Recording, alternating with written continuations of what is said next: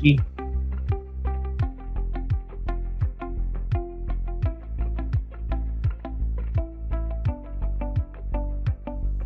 Magandang araw po sa ating lahat. Welcome to the WDDAR Seminar Series na hadlog po sa inyo ng DA Bureau of Agricultural Research. Ako po si Jello from the Knowledge Management and Information Systems Division, ang inyong seminar host ngayong araw. Pagbati rin po sa lahat ng ating mga R4D partners all over the Philippines and even abroad. Lalo tigit, pagbati din po sa ating mga kababayang magsasaka at mangingisda. At syempre, pagbati po sa lahat ng ating mga partners, sa lahat ng ating mga kababaihan. Maligayang buwan po ng mga kababaihan. At ngayong taon po, ang tema ng selebrasyon or pagdiriwang ay Lipunang Patas sa Bagong Pilipinas, Kakayahan ng Kababaihan, Matutunayan. So muli, maligayang buwan po ng mga kababaihan. Ang paksa po ng ating seminar ngayong araw ay Queen ng Pinyahan, Pineapple-Based Farming System. Once again, good morning po sa inyong lahat, sa ating lahat. At pakishare po ang ating live streaming para mas marami po yung maabot ng kaalaman mula sa paksa na pag-uusapan po natin ngayong araw. At dahil papainit na po ang panahon, yung pag-uusapan po natin commodity, in particular ay prutas ngayong araw ay isa sa mga favorite po nating lantakan kada summer. So, hindi ko na po pakakatagalin pa. Hayaan niyo pong ipakilala ko ang ating mahusay na researcher at R4D partner na magsisilbi po nating resource speaker ngayong umaga. So, ang ating pong resource speaker ay kasalukuyang Science Research Specialist 1 sa DA Bicol Region. Itong taon na po siyang researcher. Meron po siyang ongoing project at ang title po ng project na ito in partnership with the DA Bureau of Agricultural Research is the Development of Site-Specific Nutrient Management for Improvement of Queen Pineapple in Bicol Region. Siya rin po ang study leader ng proyekto na may title na Development of Queen Pineapple Data Analytics and Recommender System with collaboration with Camarines Norte State College. At isa rin po sa mga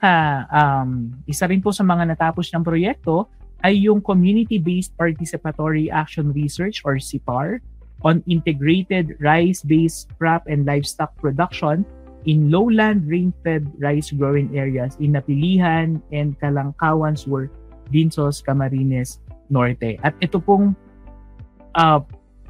research na ito or itong project na ito ay na-awardan bilang best paper sa 33rd Regional Symposium on Research and Development Highlights by the BICARD and on the 32nd In-House Research Development and Extension by Bicol Integrated Agricultural Research Center. So hindi na po natin pakakatagalin pa. May I invite everyone to please click or to please click that virtual applause and other emojis. Let's all welcome Ma'am Jasmine M. Dasilio. Hello Ma'am Jasmine, isa pong magandang araw sa inyo at sa ating mga kapatid dyan sa Good morning po sa lahat. Magandang umaga po.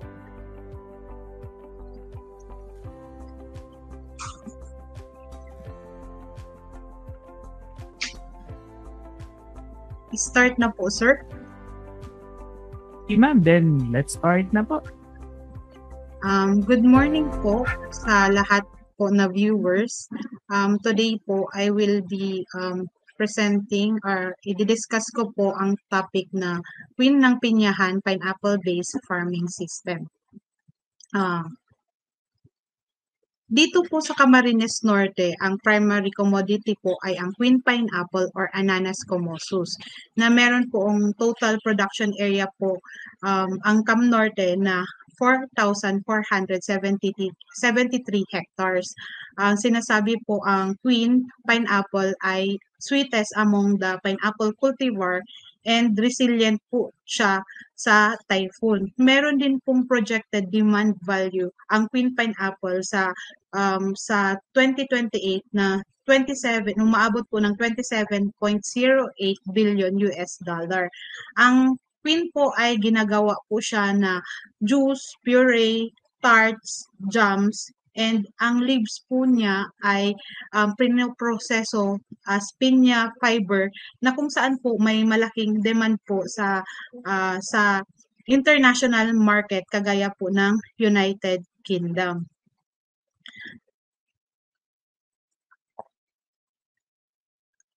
Bali po sa pag-aaral po namin dito sa Camnorte, ito po yung mga package of technology na ginamit po sa proyekto.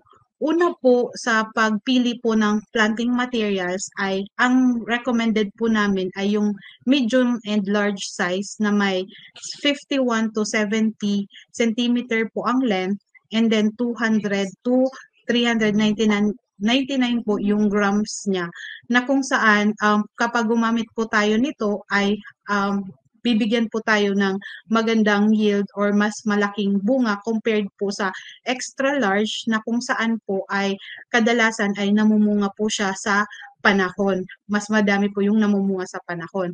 Kadalasan po ang ganitong activity, sinusort po ang mga sizes ng saha and then mostly po ang ating women farmer ang nagpa-participate po katulong ang men farmer po.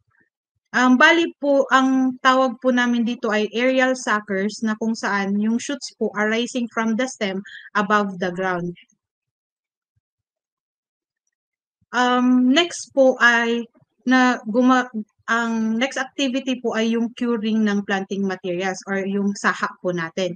Ang sa pag-cure po ay binibilad po or ini-expose po yung root section ng saha under po sa direct sa sunlight para po and depende po pa siya sa weather pero ang recommended po namin ay 1 week para po ma-prevent po siya from fungal infections. And then po during curing phase po, mas maigi po na mag-spray po or mag-apply ng fungicide po para kasi po kumbaga na nasugatan po yung ating mga saha and ma-prevent po siya sa kung ano man na infection or disease na papasok po sa ating mga roots ng saha. And then po sa site selection po, maaari pong magtanim ng queen pineapple under coconut and then pwede din po siya sa open area na kung saan mas marami po ang pwedeng maitanim na saha or pangtanim na pinya and maaari din po siya sa sloping area or hilly areas na kung saan hindi po siya prone sa baha and then mas maganda din po na meron pong intercropping ang ating mga pinya para po kasi po ang queen pineapple ay inaabot po siya ng 16 to 18 months before ka po makapag-harvest. Sa pamamagitan po ng intercropping ay 4 months pa lang po ay may kikitain na ang ating mga farmer. Sa pag-land preparation naman po ay ginagawa po namin 2 beses po siya in a 2 weeks interval. Para po una po yung plowing and then yung clearing po ng weeds and then po after 2 weeks po ay hinaharrow po namin siya para po yung mga buto po ng mga weeds ay talaga pong mamatay po siya. And then mas matagal po yung pagtubo ng mga weeds po and mas preferred ay mas recommended po siya during intercropping. Kadalasan po nag-i-establish po kami ng canals sa mga area na prone po sa water stagnation or flooding. Sa pagpili naman po ng ay sa paggamit po ay sa pagtatanim naman po and sa plant spacing, ang recommended po namin based po sa study ay ang double row method na kung saan ito po ay 100 centimeter between double row, 50 centimeter within double row and 30 centimeter between hills. Ito po ay may total na 44,400 na saha ang pwede pong itanim sa 1 hektarya na open area po. Kapag under coconut naman po ay pwede kayong makapagtanim ng 35 to 37,000 po na saha.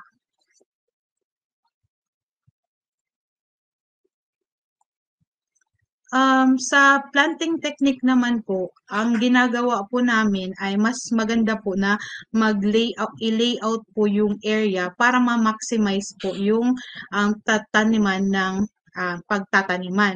Gumagamit din po kami ng mga planting tools, kagaya po ng planting iron, sticks, mark guide rope, para po ma-measure po yung mga distance between hills or rows, gamit po yung meter stick na and then gamit din po yung mark rope. Mas mainam po din na ang isa sa mga strategies ng ating mga farmer ay yung paghahat-hat po ng saha, na kadalasan po ay ginagawa din siya ng ating mga women queen pineapple growers, na katulong po yung ating mga men na sila po yung nagtatanim, and yung ating women naman ay naghahat-hat ng saha na para po mas madali po siyang itanim. And then po, gumagamit din po kami ng modified na bolo. Makikita po siya sa number 2 na picture, na kung saan iyon po ang ginagamit sa pagtatanim. Iwasan lang po na malagyan yung whirl o kaya yung talbusan po ng saha, kasi mas prone po siya sa disease po ng pinya. Sa nutrient management naman po, mas nire-recommend po namin na based on soil analysis. Meron din po kaming ongoing na study, yung development ng site-specific nutrient management ng queen pineapple, kung saan po in collaboration po ito ng UPLB, na kung saan po mas makakatipid po ang ating mga farmer kapag na-develop na po ito. Bali po, if wala pong soil testing, ang general recommendation po namin ay based po sa study ng Visayas State University, gamit po ang double row method na may 44,400 na plants per hectare. Ito pong nutrient requirement po niya ay 298 by 70 by 315. Bali, 4 na beses po naglalagay ng fertilizer mula 1 month, 4 months, 7 months, 10 months after planting po, na may total po na 28 bags per cropping po yan ng queen pineapple production. Sa fertilizer application naman po, kung makikita nyo, mostly din pong activity ito ay nagpa-participate ang ating women queen pineapple farmer. Bali po sa kapag flat terrain po yung ating area, mas maganda po ang side dressing method. Yung nilalagay lang po siya sa gilid ng tanim. And kapag naman hilly ang ating area po, mas advisable po yung drilling method, na kung saan 2 cm po yung binubungkol, ang tawag po dito sa amin, or may hole po siya, tapos nilalagay po yung ating fertilizer and tinatabunan po siya ng lupa. Sa weed management naman po, mas maganda po na gumamit ng sulisod at Carmona po during manual weeding. Ito din pong activity ay may participation din ang ating mga women QP farmer. Sila po kadalasan ay in charge sa pag-manual weeding, kasama po ang kanilang asawa or kasama po yung mga men din na farmer. Mas maigi po na i-identify po yung klase ng weeds para po yung kung ano po yung appropriate na control measures. Dito po sa Cam Norte, halos 4 na beses po, kapag queen pineapple lang, 4 na beses po nagwi-weeding po before po ginagawa po siya before po mag-fertilizer application. Pero kapag may intercropping naman po, mas maganda po siya or nakakatipid po siya kasi yung doon po sa intercrop name-maintain po yung kalinisan ng area. Sige po. Tapos sa weed management naman po, ang recommendation din po namin na 10 days after planting po ng pinya ay mag-apply po ng pre-emergence herbicides na gamit po ang Diron or Carmex para po mas lalong mas kumbaga hindi tutubo agad yung ating mga weeds.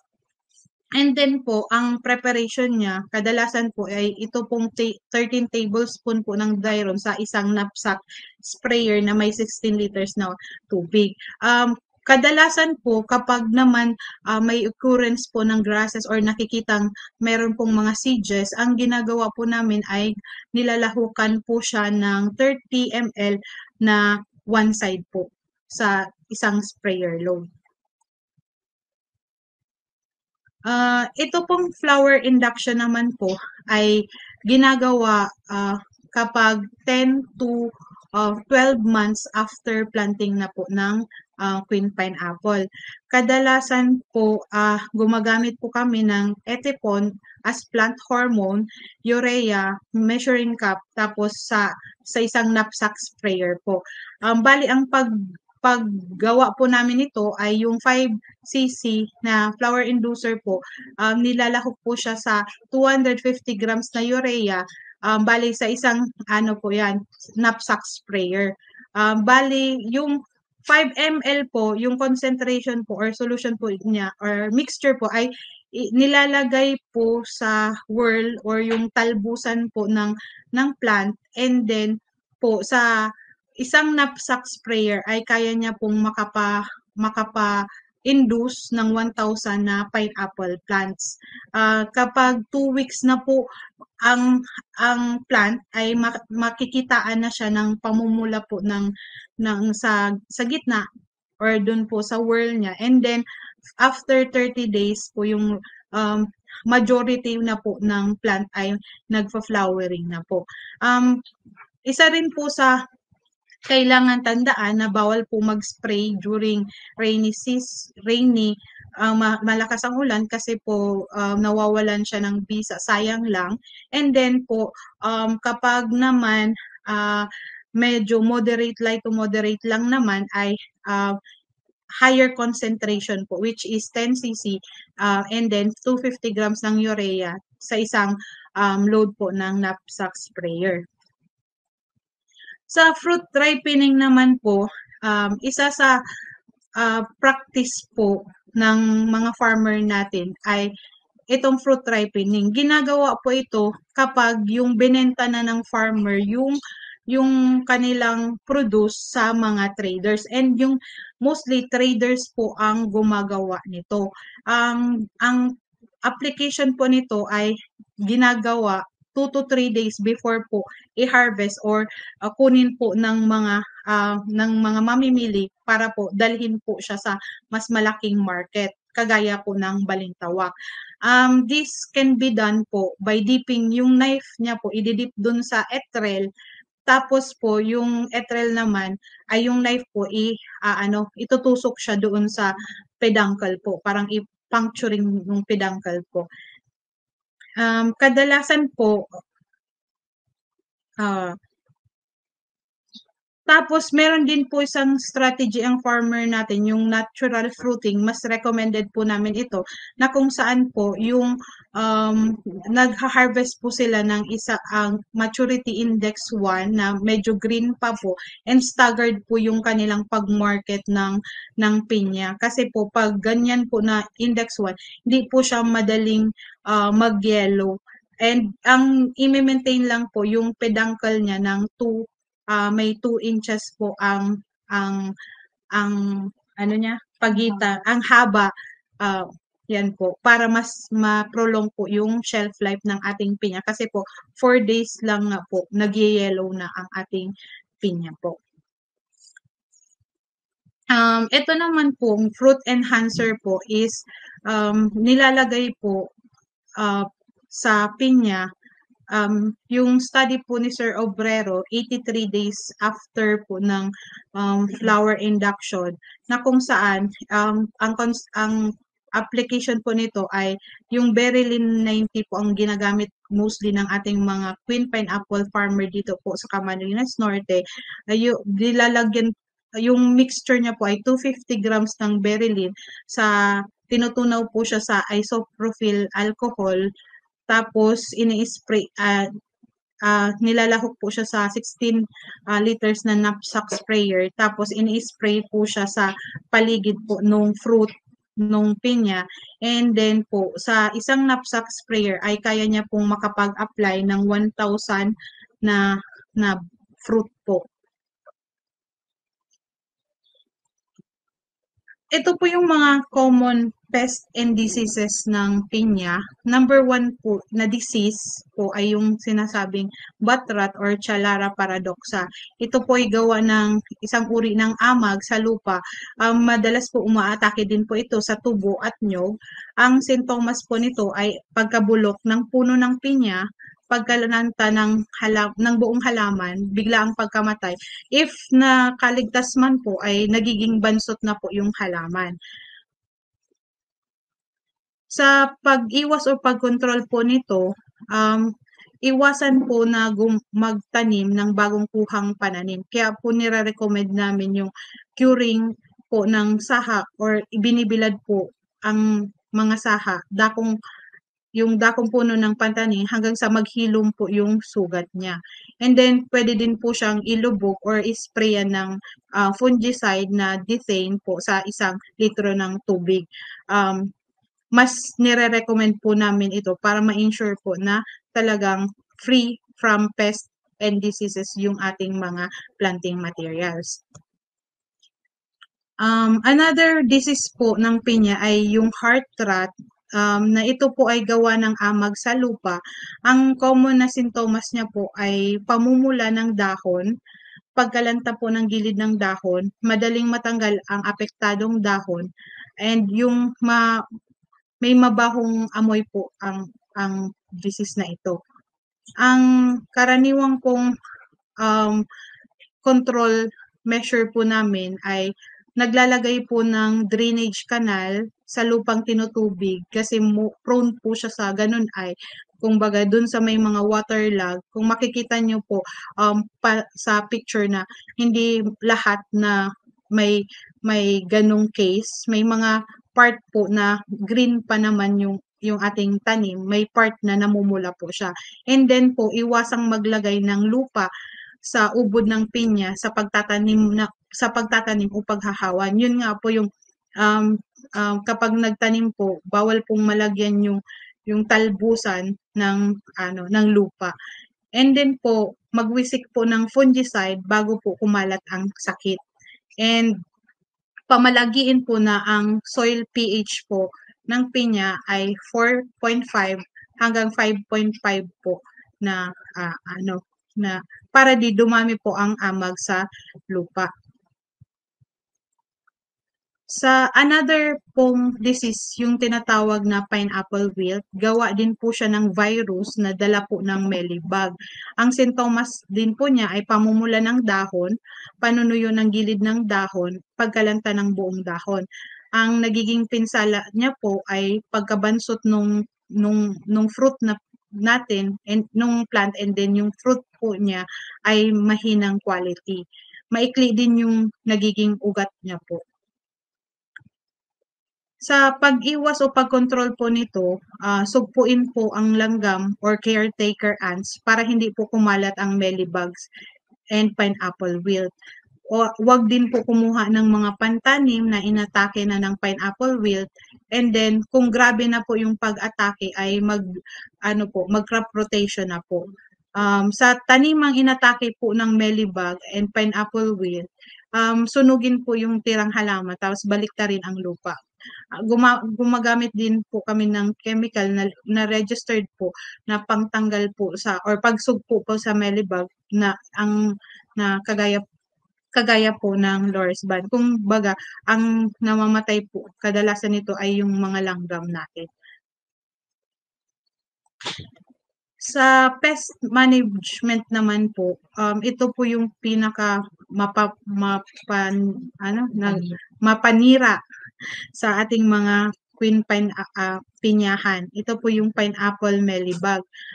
'Pag nasipsip na po ng yung katas ng pinya, ang nagiging dahilan po ng chlorosis o pagkawala ng kulay berde na dahon, pagkasira po ng bunga, paglilipat ng sakit ng pineapple wilt, tapos kadalasan po yung itong mealybug, makikita niyo po ito sa bunga, sa root po ng halaman, and then sa ugat po niya, sa ugat, sa puno po niya.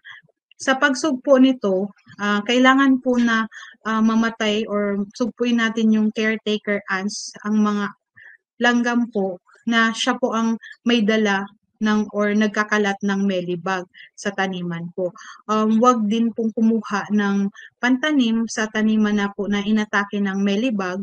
Yun po, mag-crop rotation na po kung grabe na po ang pinsala, and then gumamit po, if ever, gumamit po ng mga registered na pangpatay po ng peste. Another pest po na nakikita po namin ay yung June beetle or ulalo. Ito po ay nangingitlog sa lupa ng isa lang sa lupa. Napipisa po ito ng 16 days, and then naghuhunos po or molting po siya ng 3 times sa loob po ng isang taon. Habang maliit pa, kinakain po niya yung organikong pataba sa lupa po natin. Tapos pag malaki na po ay kinakain niya na po yung ugat hanggang sa puno po ng pinya. Ang nagiging kausap or nangyayari po sa halaman ay madaling mabunot po ang inataking puno ng pinya, napuputol po ang ugat at puno, tapos namumula po yung dahon. Hindi lumalaki po yung talbos niya or yung halaman, parang bansot na po siya. Kaya ang mas maganda po na gawin ay pulutin po, or kung may makita po during land preparation, alisin na po siya, ipakain po sa manok, tapos yung plant po mismo ay tanggalin na po siya, i-uproot na po siya immediately, and then kung kinakailangan po ay isprayan po siya ng recommended na insecticide.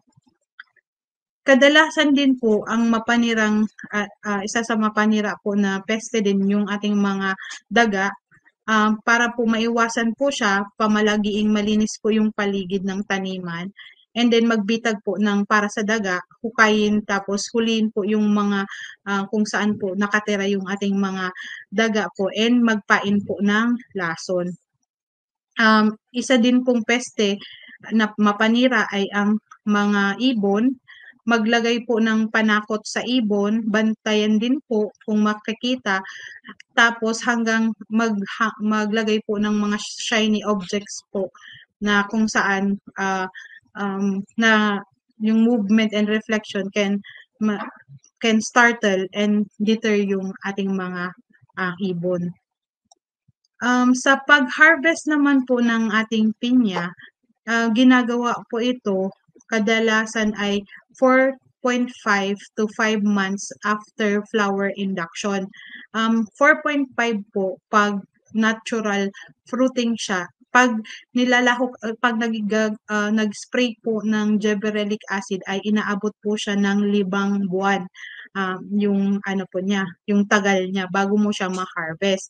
Yung recommended po namin yung maturity index 1, na kung saan green pa po yung ating fruit, whole fruit, and then common po na pag-harvest ay by hand, na gumagamit din po kami ng knife, na kung saan yung mas na-extend po yung shelf life nga ng pinya kapag 2 inches po below, ikakat po the peduncle below the base of the fruit at 2 inches po.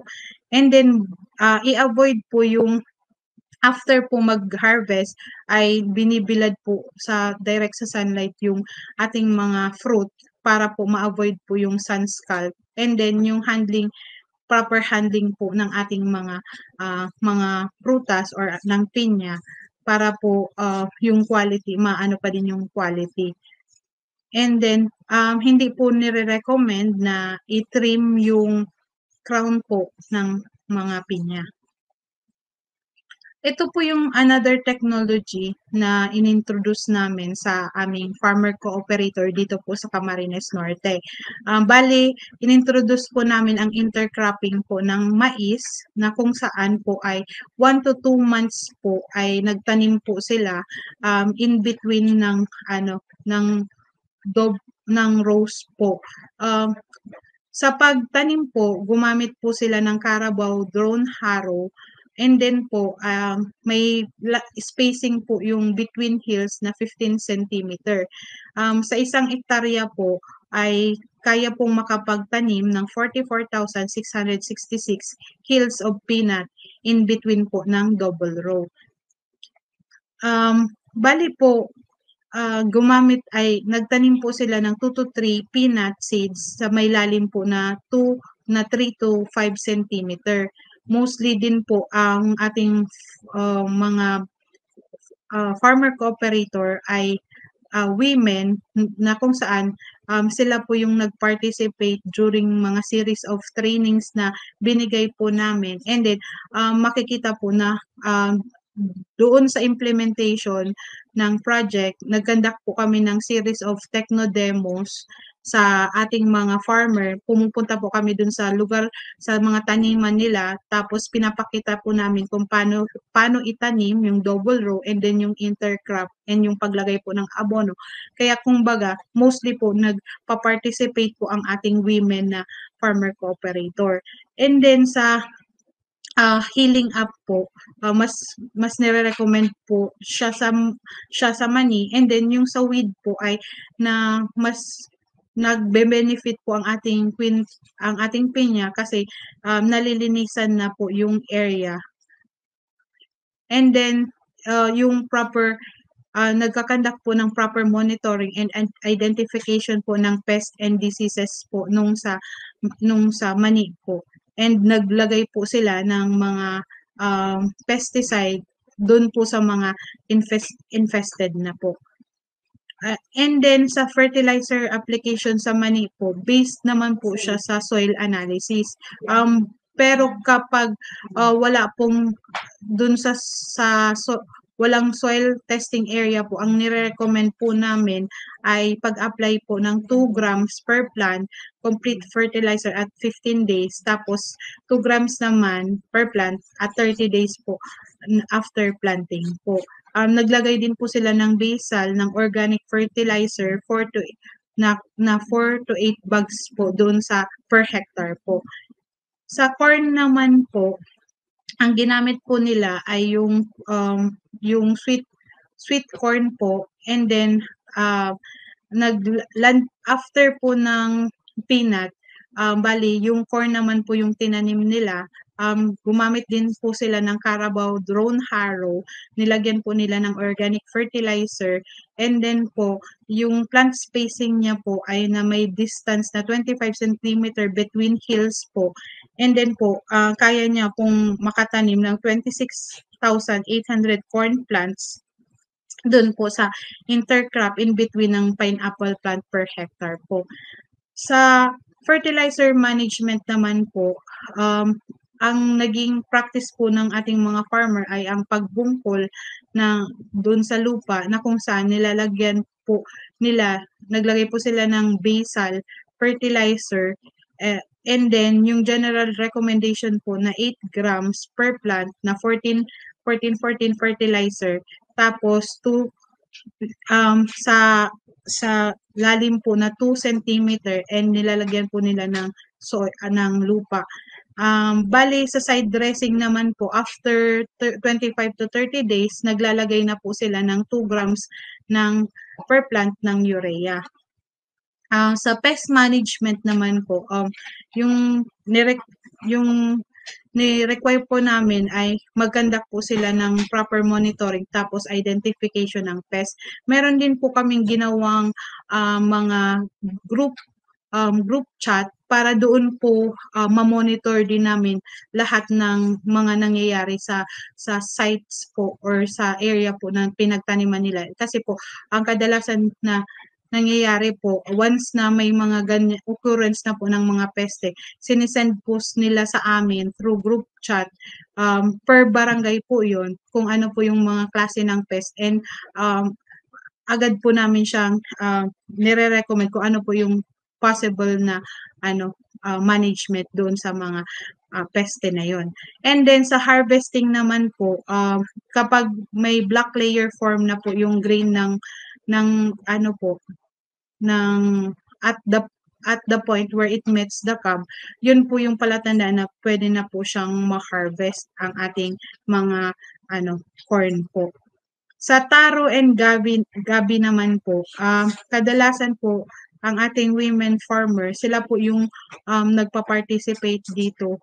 Sa ngayon po, halos yung ating mga women farmer ay nagtatanim po ng taro, nililipat-lipat lang po nila para kumbaga masustain nila yung taro po. And then, yung ginamit po na pang-planting material ay yung from set po na kung saan obtained from the top of the corm and stem. The set is propagated by cutting through the corm, leaving 1 to 2 centimeter top section of the corm attached to the stem. Yan po yung planting materials na ginamit nila, and yung plant spacing po na ginamit ay 75 centimeter between hills or between taro plants po. Sa isang hektarya po ay maaring makapagtanim po ng 8,978 taro sets po. Sa fertilizer management naman po, based on soil analysis din po siya, and then nagkaroon din po ng pruning yung ating, kumbaga, last part po during pineapple production, nasa 8 months na po halos sila nagtanim ng taro, and then yung ating queen pineapple po ay nasa kumbaga namumunga na siya. Mas common po na practice na i-prune po or itapas po yung older leaves at late stage po, kasi yung nutrients po na na-absorb po ng leaves ay may possibility or kumbaga na-absorb po ng pineapple fruit. And then yung taro po ay beneficial po kapag tinapas po yung leaves ng pinya, kasi po yung canopy kapag ganito po, mas nakakaalaw ng sunlight na kailangan po ng plant po natin. Sa cost and return analysis naman for queen pineapple, mas kapag gumamit po ng ganitong intervention, yung package of technology, may ROI po siya na 84.59% compared po sa farmers practice nila na wala pong intercropping. Kasi dun pa lang po sa weed management ay makakatipid na po sila kapag meron pong intercropping. Sa cost and return analysis naman po sa corn, ang ROI po niya ay inaabot po ng 75.68% following yung ating technology, and then yung farmer practice po ay 40.63%. Mas mataas po siya compared sa farmer's practice. Sa peanut naman po, inabot po ang ROI niya ng 27.56% compared po sa farmer's practice na 18.92. And sa taro po ay ang ROI po niya ay 43.93%. Ito po yung mga references ng mga ginamit namin na technology. Yan po. And bali, dyan po nagtatapos yung presentation. Sir? Thank you so much, Ma'am Jasmine. I would like to invite our participants here sa StreamYard, tsaka yung mga viewers din po natin sa FB. Bigyan naman natin ng virtual applause, emojis, ang ating magaling na presenter and researcher at the same time. Once again, thank you so much and congratulations, Ma'am Jasmine. At Ayan, habang nakikita po natin yung mga virtual emojis natin dyan, ano, yung mga virtual heart, applause, so on and so forth. Iniimbitahan po natin yung ating mga viewers. You can drop your questions po sa comment section and in a while ay susubukan po nating i-accommodate yung mga tanong ano para patuloy nga pong mabigyang linaw po ano yung inyong mga katanungan. Pero bago 'yan, ano, mangyari din pong to those who want to receive a certificate of participation po or attendance rather, mangyari pong paki-fill outan yung link na makikita niyo po sa comment section. Ano, at dun po sa mga nagtatanong kung pwede po makahingi ng slide deck or PowerPoint presentation ni Ma'am Jasmine, don't worry kasi you can actually revisit or rewatch this video. This is actually posted po sa DA Bureau of Agricultural Research sa FB page po namin.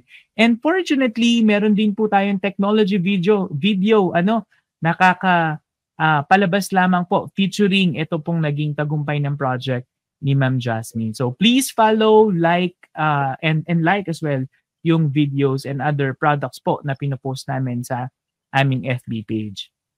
Ayan, nakapagpahinga ka na ba, Ma'am Jasmine? You ready? Okay, bago po natin sagutin yung mga tanong ano na raise po ng ating mga viewers and participants both sa FB at sa StreamYard ay dahil buwan nga po ng kababaihan, i-highlight po natin ngayon yung ating mga naging, syempre si Ma'am Jasmine being the project leader, no? At maliban doon na-mention kanina ni Ma'am Jasmine na ang katuwang most if not all ang katuwang po ng kanilang sa proyektong ito ay actually ay mga women farmers. Ma'am Jasmine, pwede mo bang ipakilala ang ating tatlong naimbitahang women partners po natin, mga partner beneficiaries, partner farmers po natin. Ma'am Jasmine. First po na ipapakilala ko po ang isa po sa ating mga women farmer, katuwang po dito sa proyekto na kung saan siya po ay kung makikita nyo dun po sa mga pictures po, mostly po si nanay, si Ate Alicia po ang kadalasan makikita. Siya po si Alicia Ojaman po from Barangay Binatagan, Basod, Camarines Norte.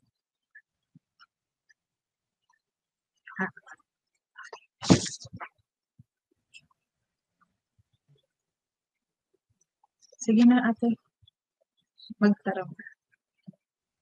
Hello Nanay Alicia, good morning po. Ayan, medyo naglalag lang po. Sige po Ma'am Jasmine, ipakilala pa po natin yung dalawa pa po nating partners po.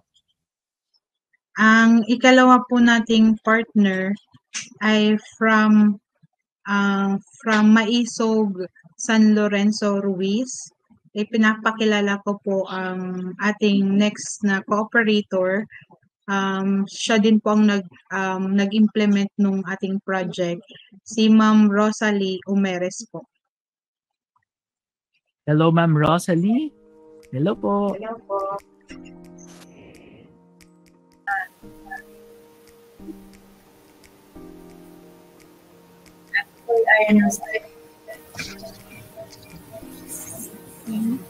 Okay po, let's have our third. Simula po sir noong 2021, isa na po akong farmer cooperator technology adoption project ng DA Bicol. Bilang isa pong babae na tulungan po sa aking mga nakatulong po ito sa akin sa training, seminar, sinagawa ng mga project ito na nagagamit po namin ngayon sa pagtatanim po ng pinya. Karagdagan na po sir yung yung mani, yung peanut po, saka yung corn. Yun po sir ay nai-share ko na din po sa aming barangay sa Maisog para po makatulong kami sa mga kababaihan na walang ginagawa. Kumbaga, na ihingkayat na po namin sila na para magkaroon ng mga puhunan, dagdag income. At ano pa, ito pa po ang natutunan ko po ay sa project ay bahagi ko na rin po sa aking kapwa sa aming barangay. Yun lang po, sir. Ayan, thank you so much, Ma'am Rosalie. Yung kinukwento po ni Nanay Rosalie ay yun nga kung ano yung naging kung paano siya na-empower at natulungan nung mga natutunan po, yung mga naituro, yung technology interventions po na na-share ni Ma'am Jasmine. At ayun din, kinuwentuhan tayo ni Nanay Rosalie kung gaano katagal na siyang partner ng DA Bicol Region. I believe we have our last farmer partner po, Ma'am Jasmine. Thank you, Nanay Rosalie. Ang last farmer cooperator po natin na beneficiary po nitong project din ay pinapakilala ko po from Plaridel, Basod, Camarines Norte, si Ma'am Rosalie Prima po. Ayan, good morning po, Ma'am Rosalie. Dalawa yung Nanay Rosalie. Magandang araw po, sir.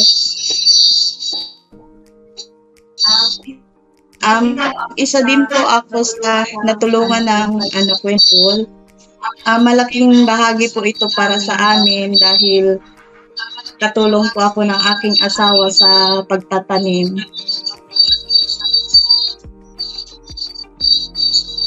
Dahil dun po napapadali ang aming pagtatrabaho dahil ako po ay nagtatamanyo ng saha.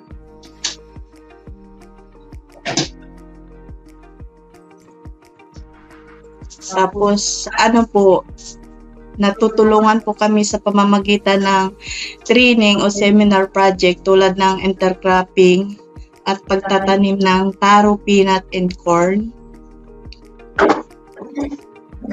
At ito po ay karagdagang kita ng aming pamilya.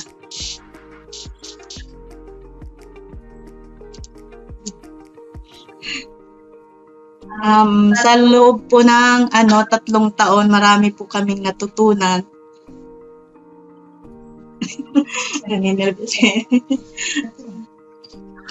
Ayan. Maraming salamat po, Nanay Rosalie. Nakakalito, dalawa yung Rosalie natin. Nanay Prima na lang, Ayan. So, maraming salamat po, sir. Okay po. Sana po napunta si Nanay Alicia. Hello po, Ma'am Alicia. Na-disconnect po yata. Magandang umaga po. Ako po si Alicia Ujaman ng Barangay Dinatagan, Basod, Camarines Norte. Isa po ako sa Barangay Agricultural Extension Worker po sa aming barangay.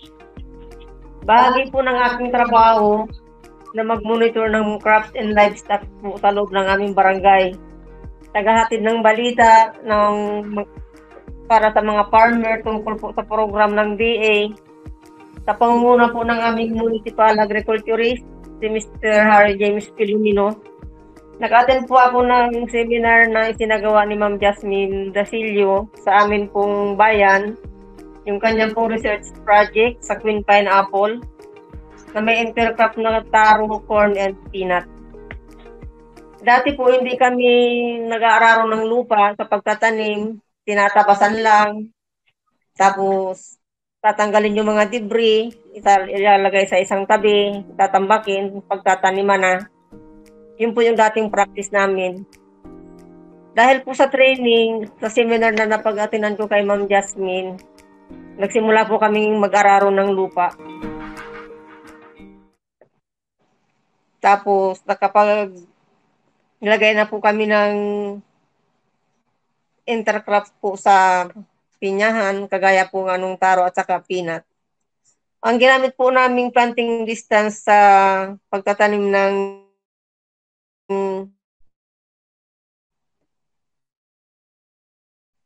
pinya ay yung 100 cm by 30 by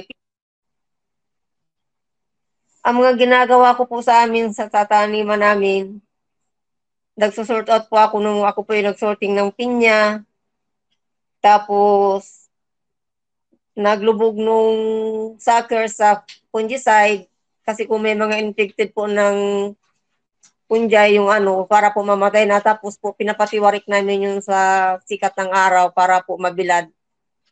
Para di karagdagan din po yung para mamatay yung mga yung mga sakit ng pinya po.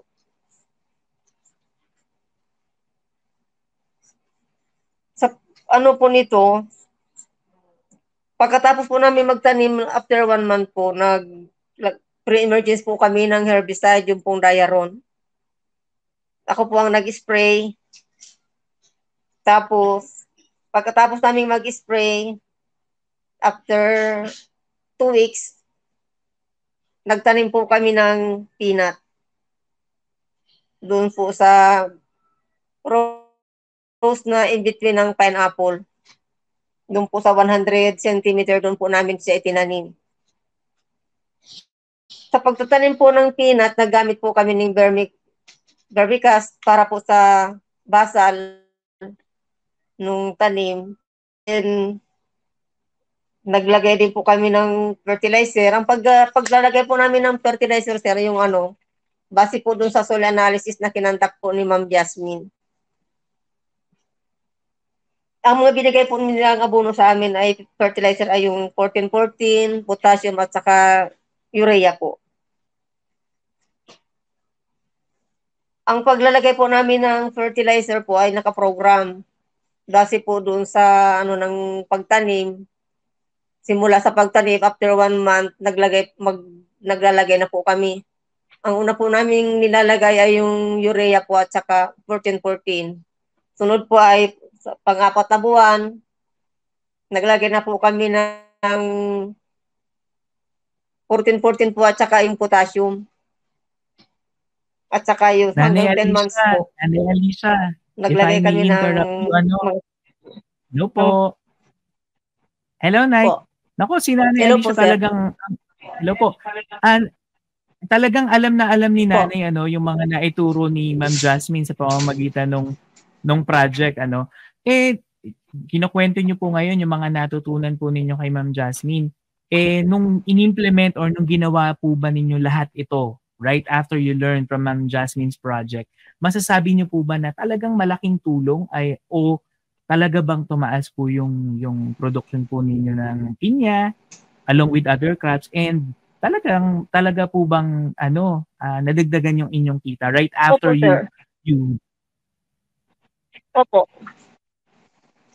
Masasabi ko, sir, no? na talagang malaking tulong po sa amin kasi yung mga intercrop po na nakatanim doon sa pinyahan, habang naghihintay kami na mamuha yung pinya, may naanin na kaming produkto. Ayan. At isa rin po yan sa magandang... Yun po.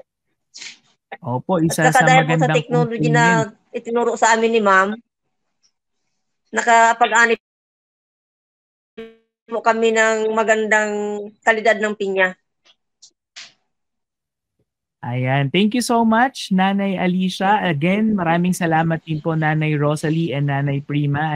Ang nakakatuwa dito ay maliban sa na-empower natin, Ma'am Jasmine, yung ating pong mga pineapple farmers o yung mga farmers natin in general sa inyong community, nakapag-empower din po sila ng kapwa nila kababaihan, and that's taking off from what Ma'am or Nanay Rosalie and Nanay Prima said a while ago. Sabi niya, Nanay Rosalie kanina, yung natutunan niya ay naibabahagi niya sa iba pang mga farmers, mga kababaihan sa kanilang community. At sabi naman ni Ma'am Prima kanina, ni Nanay Prima, malaking tulong din sa kanilang mag-asawa. So once again, palakpakan po natin ang team na ito, ang team ni Ma'am Jasmine, together with the entire team po ng DA Bicol.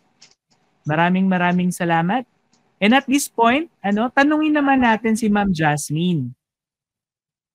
Si Ma'am Jasmine naman ang ating tatanungin. Marami pong salamat, Nanay Rosalie, Nanay Prima, and Nanay Alicia.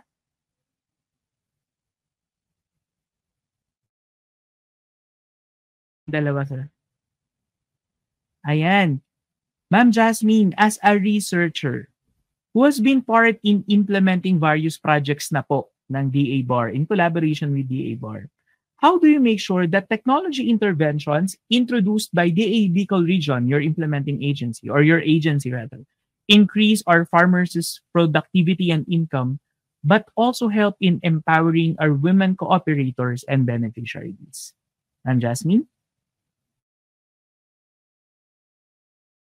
Um, Yun As naka-unmute I, na kami. Ma'am. Ayan, okay na po. Okay po. salamat po sir sa question na yan. As a women researcher po, during implementation po, marami po kaming naging challenges po kasi po hindi po madali mag-handle sa totoo lang, hindi po madali mag-handle ng mga farmer, cooperator na given po na iba't ibang barangay po siya and clustering po yung ginawa po namin. And then, pero po yung isa sa mga naging strategies po namin, yung pag-create po nung group chat para po talagang ma-monitor po namin. And then yung nakapag-develop kami ng mga leaders po, women leaders and men leaders po sa bawat barangay na kumbaga sila po yung tumulong po sa amin na makapag implement po nung proyekto po na ito pong technology adaptation. Bale po, isa din po sa naging tulong po para po mapataas po yung income ng ating mga farmer ay yung tinuruan po natin sila through Technodemo po, yung pagpunta namin sa mga barangays na talagang ini-ensure po namin na before po mag-start yung implementation or planting po ng Queen Pineapple ay magpa-follow po sila dun sa double row method po. And then nagkakanda po kami ng Technodemo and then po yung mga series of trainings po na binigay po namin sa ating mga farmer cooperator po. Binigyan po natin sila ng chance, lalo na ang ating mga women farmer, na marinig po ang kanilang mga boses and then chance na mag-participate po dito sa ating mga trainings, dito po sa ating projects. And kumbaga, ito po ay naging daan para makapag-empower din po sila ng kapwa nilang women sa kanilang mga barangay. Isa po din sa kumbaga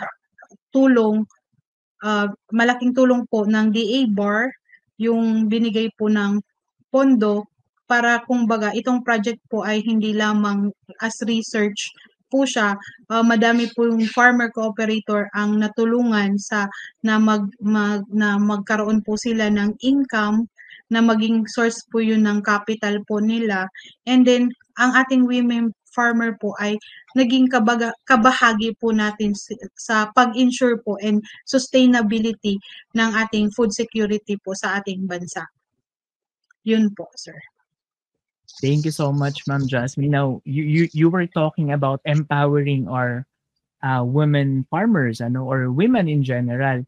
Now, bilang researcher po, Ma'am Jasmine, bakit ba importante na talagang ma-uplift po natin ang ating mga kapatid na kababaihan?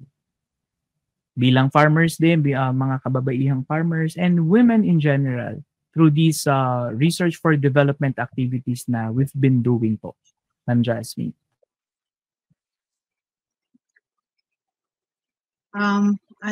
Pakiulit daw, sir, medyo nag-lag po yung internet namin. Ito po. As a woman yourself in the agri-fishery research and development field, can you share your personal thoughts or insights on how important it is to uplift other women to do? Bali po sa personal experience po, dati po kasi nagtrabaho din ako as community organizer and more on po nakafocus kami sa women development po. Yun po yung kumbaga, yun po yung naging daan na para makapag trabaho po ako dito po sa technology adaptation na kung saan po community-based po siya na yung ating mga women po ay in-uplift po natin sila kasi po dati po baga parang pag sinabing women babae ka lang, hindi ka pwedeng makilahok, hindi ka pwedeng mag-participate sa ganitong mga activity, sa bahay ka lang. And then yung stereotyping na nakabox lang po yung parang isip ng ating mga women sa pamamagitan po ng technology adaptation, parang in-encourage po natin or in-uplift po natin yung mga ating mga women farmer na kaya po nilang gawin ang mga activity po ng TA ng project kasi po kumbaga doon pa lang po sa ginawa namin na pag-guide sa kanila, and yung mga technology po na para mapadali po ang kanilang mga gagawin ay kumbaga as a women farmer kaya na po nila kaya na po nilang gawin po yun.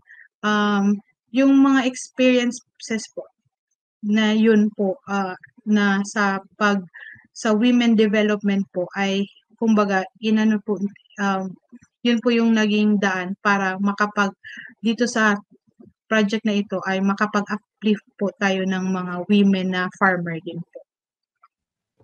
Ayan, thank you so much, Ma'am Jasmine. At yun nga, no, ika nga kung kaya ng mga lalaki ay kaya din ng mga babae, ano. At Yes, sir. napakalaking tulong na yun nga nabigyan natin ng oportunidad yung ating pong mga kababaihan doon sa mga communities po na kumbaga naki-participate po sa inyong project para mas kumita at mas makatulong din as a ripple effect dun pa po sa mga kapwa nila kababaihan and even farmers in general. So muli, maligayang buwan po ng mga kababaihan. Maraming salamat po sa patuloy po ng pagiging mabuting ehemplo, pagiging source of motivation and encouragement po sa inyo pong mga kapwa kababaihan na kayang-kaya po, no? Na kaya po ninyong gawin, kaya din po ninyong isakatuparan yung mga bagay na nagagawa din po ng mga lalaki. So thank you po. And now we proceed to our last set of questions po. This time ito po ay may kinalaman na po doon sa inyo pong naging presentation. Ready pa? Kaya pa, ma'am? Kaya pa. Ayan. So we have several questions here, ma'am. The first question is, ito po ay, let's just wait, from Sir Narceo. Yung slips as planting, are they free of the wilts, ma'am? Yes po, sir. Pero ang ginagamit po kasi namin dito ay yung tinatawag na aerial suckers na kung saan po yun po yung ginagamit namin sa pangtanim and ini-ensure po namin na free and walang history po siya ng pests and diseases. Mostly po yung curing method na pag yung ina-expose po yung roots direct sa sunlight, yun po yung isa sa mga strategies para po ma-prevent po from fungal infection po. Yan, thank you, ma'am. And actually, this was part of the presentation a while ago, no? Na-share ni Ma'am Jasmine kanina how they ensure, no, na free of wilts yung kanilang mga gagamitin na planting material. Now, let's have the next question po. Ayan, meron bang Phyllobiopsis at Enterobacter bacteria on your sites? That's still from Sir Narceo. Bali po wala pa po kaming na-observe na ganyan pong sa taniman po namin. Kumbaga wala pa po ganyan po na occurrence sa site po namin dito sa Camarines Norte.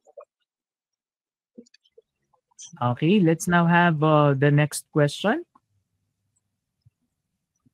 Still from Sir Narceo, very interested si Sir Narceo. Mukhang isang pineapple farmer din po si Sir.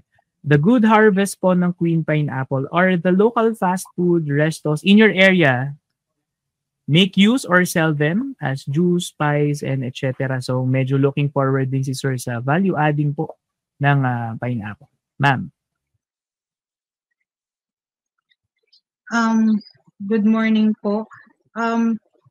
Kadalasan po ang farmer po natin, farmer cooperator natin, yung butter ball or yung maliliit na sizes po ay binibenta po nila yung fruit sa mga cooperative po dito sa Camarines Norte. Meron po tayong 3 or mahigit pang existing na cooperative na sila po yung nagpa-process ng juice po, jams, tarts po, puree, gamit po yung pineapple po na fruit na yun, na butterball po. Kaya kumbaga walang tapon din po yung ating mga pineapple fruit. Ayan, thank you Ma'am Jasmine. So hindi lang sa pagkakakitaan natin yung queen pineapple by merely selling it as the fruit, pero in case na hindi mabenta or hindi ma-transport, pwede rin siyang iproseso. And Ma'am Jasmine cited yung mga products na nagagawa na po nila using this variety of pineapple. Let's have the next question po. From Ma'am Marife Badayos, sa pagtatanim po ba ng mani, isasabay po ba sa pagtatanim ng pinya or may months po bago magtanim ng mani? So, she was referring po dun sa parang intercropping, Ma'am Jasmine? Sa pagtatanim po ng pinya, kadalasan po 1 month to 2 months after po ng pinya, saka po kami nagtatanim po ng mani. Nilalahukan po siya namin ng intercrop na mani. Para kumbaga po, na-establish muna yung roots po nung pinya na na po siya, dun sa lupa po. Saka po natanim po ng mani. Kasi nilaland prep din po yung part na pagtatanaman ng mani. Yun po, sir. Yes, thank you Ma'am Jasmine. Another question po. Ayan, from Marino Hadina, if I pronounce it right. Hi ma'am, anong type sa soil ang para sa queen pineapple? Thank you po. Halos okay naman po siya sa lahat ng type. Pwera lang po yung medyo bulky or masyadong compacted na yung lupa po na type ng soil. And then yung sandy, parang medyo halos sandy na po yung soil. Yung parang dun din po, hindi po siya nagtatry. Ayan. And down to our last question. Kasi kanina, part po ng project na may iba't ibang mga commodities, yung itinuro o yung naging bahagi ng pag-aaral kung saan pwede siyang itanim, haliminan ba? Or parang distance from the pineapple. So in connection to that, ma'am, the intercropping part, do you also recommend intercropping pineapple with coconuts? Yes. Yes po, sir. As yung diniscuss ko po kanina sa pag-site selection po, pwede po siyang itanim under coconut. Kaso may lang po siya na kailangan i-consider po yung canopy, mula canopy ng nyo ay may distance po siya ng 2 meters po. Doon po magtatanim po ng pinya. And then sa study po ay pwede po siyang makapagtanim ng 35,000 to 37,000 na saha po. Under coconut po yan. So there, thank you so much Ma'am Jasmine. Maraming salamat po hindi lamang sa pag-share po ng naging magandang resulta at bunga ng inyong project, but even for really answering the questions and accommodating it and really trying your best to share information, strategies, and even tips po sa ating mga viewers. Maraming salamat po. And with that po, the DA Bureau of Agricultural Research would like to award this Certificate of Appreciation. As I would like to invite our viewers po, please hit that emoji, virtual, yung heart, like, so on.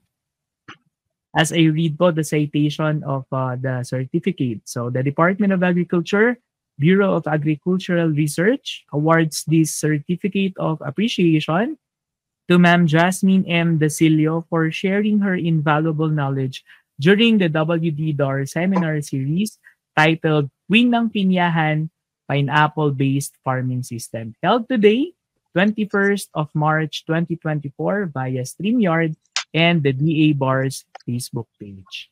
And this is awarded virtually again today, 21 of March 20. Signed by our director, Janelle D. Soriano. So we'll be handing these to you, ma'am, as soon as possible or pag napadpad po kami dyan sa Bicol or ang aming team. Maraming salamat po, Ma'am Jasmine. Any additional message po you would like to say po, Ma'am Jasmine? Po, sir? Message po, ma'am, or acknowledgements if you would like to say po. Bali po, thank you po sa DA Bar na binigyan po ako ng chance ng ito pong very rare opportunity po na makapag-share po each project po. And then po, gusto ko pong pasalamatan po ang DA Bar, ang DARFO 5 sa pangunguna po ni Sir Rodel P. Tornilla, ang aming Regional Executive Director, Dr. Edgar Madrid po, ang RTD for Research and Regulations, Ma'am Aileen Adante po, ang aming OIC Chief ng Research Division, kasamahan po namin sa Technology Adaptation Team, si Miss Joy Villahen, Mr. Bill Buena, Kayselyn Oliero, Segundo Sorita, Risa May Burak, Robert Desilio, Flor Angeline Campita, Roy Tagle, and then yung mga study leader po na sina Josephine Manlangit, and then Engineer Yula Rada, ang LGU Baso din po sa panguna ni Sir Harry Filomeno, ang sa San Lorenzo Ruiz din po, and then Labo, ang LPMPC po, and then ang SLR Farmers Association Cooperative, and then ang Kaayunan Multipurpose Cooperative po. And then, ang ating mga pa rin po na sumusuporta and yung sustainable po ng aming proyekto po. Maraming salamat. Thank you din po sa DA Bar, kina Sir Nico, kina Sir Alex, kina Ma'am Gina, yan po, kina Ma'am Candice. Thank you. Thank you din po kay Sir Alvin. Yan po.